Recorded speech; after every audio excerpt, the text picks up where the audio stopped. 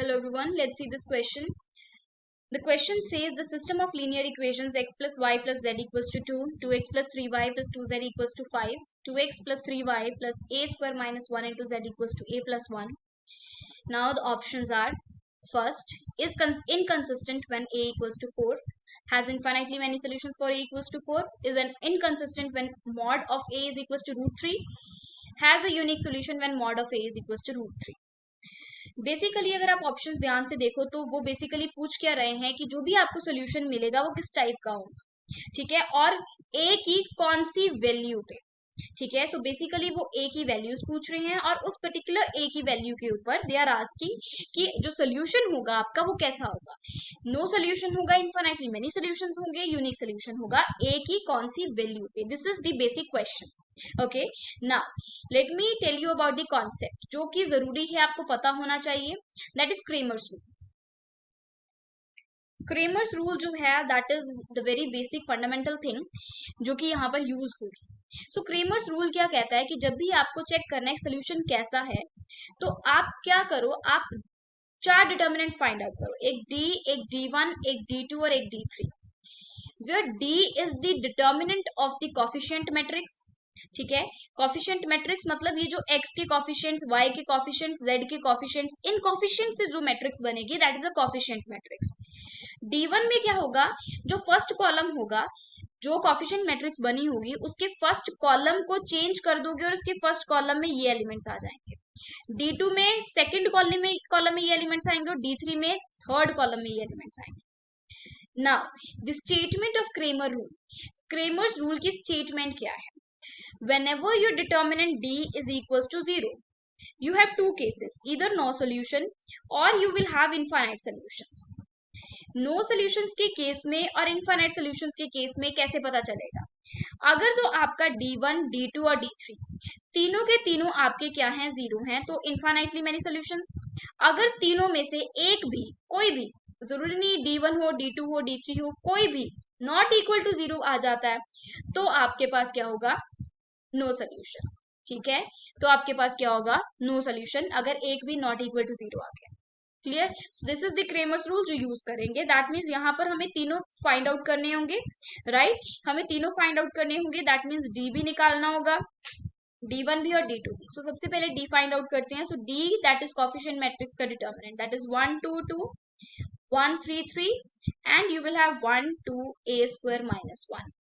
अब हमें यहाँ पर ऑपरेशन अप्लाई करेंगे. सो कौन सा ऑपरेशन अप्लाई करेंगे? We will apply R2 implies R2 minus 2R1 and R3 implies R3 minus 2R1.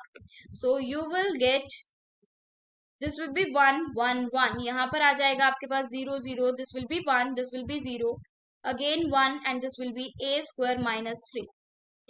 After solving you will get a square minus 3. This is 3, okay, not 1, 3. So you will get a square minus 3 as your d. So d is equals to a square minus 3. एक value आ गई. अब तो d1 निकालते हैं आप. सो d1 is equals to first column. d1 कैसे आएगा? First column जो है होगा ये वाला फर्स्ट कॉलम, इसकी जगह पर ये एलिमेंट्स आ जाएंगे 2 5 a plus 1. सो आएगा यहाँ पर 2 5 a plus 1, rest all will remain same, that is 1 3 3 and 1 2 a square minus 1, that will remain same. Now you will have to expand it as such because अगर यहाँ पर ऑपरेशंस अप्लाई करोगे तो आपका determinant fractions में चला जाएगा, row column के एलिमेंट्स फ्रैक्शन में चले जाएंगे जो कि उसको और डिफिकल्ट बना देंगे. दैट इज वाई हम इसको एज सच एक्सपैंड कर देंगे. So after expansion you will get here 3a square minus 3 to the 6 minus of 1. After solving it you will get 5a square minus 5 minus of 2a and minus 2. Similarly plus 1 इसके 1 के along expand कर देंगे. So you will get 5 3 is 15 minus 3a minus 3. Now again simplifying it and solving it, you will get 3a square minus 9, that is 3 to the 6, 6a square minus 9, that will become minus 18, and this will become minus of 5a square minus plus of 2a, 5 and 2, that is minus 7 into minus 1 is plus 7. Clear? Minus 7 into minus 1 is plus 7. Similarly, from here you will get this is minus 3a and 15 minus 3 is 12. Again, simplifying it further, 6a square minus 5a square. You will get a square. Again, this 2a minus 3a. You will get minus a. Minus 18 and this is 12 plus 7 is 19. 19 minus 18 is plus 1.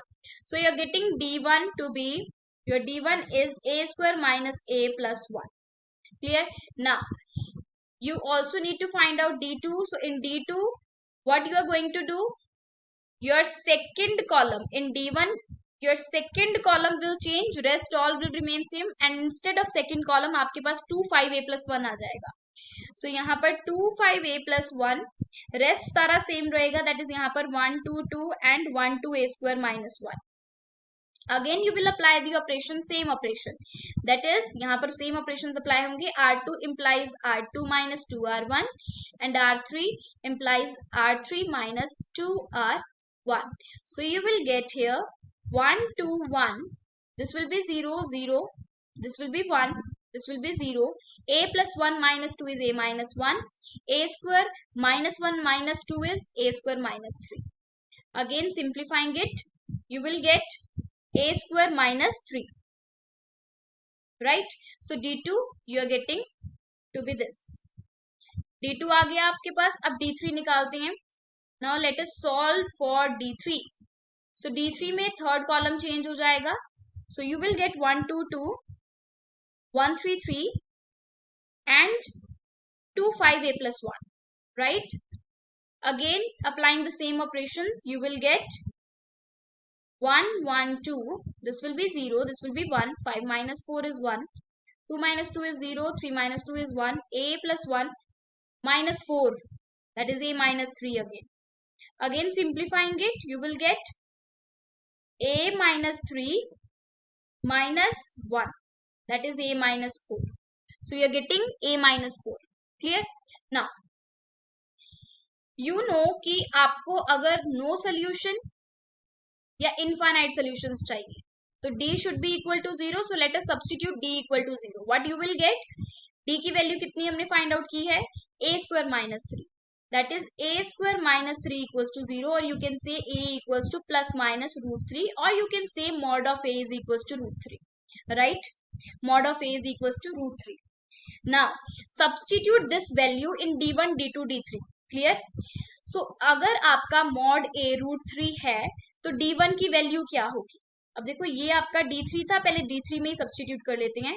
So d3 is plus minus a की value, right? a की value plus minus root 3 है. So plus minus root 3 minus 4, क्या ये 0 के equal है? No, it is not equal to 0. हमें पता है जब कोई भी अगले चेक करने की जरूरत ही नहीं है, d1 d2 चेक करने की जरूरत ही नहीं है. अगर एक भी आपका d1 d2 d3 में से नॉट इक्वल टू 0 है, लेकिन d इक्वल टू 0 है, सो उस केस में आपको हमेशा क्या मिलेगा? उस केस में हमेशा नो सोल्यूशन हो. So that means you are getting no solution at mod a equals to root 3. Let us check the options. क्या options में ऐसा कुछ है?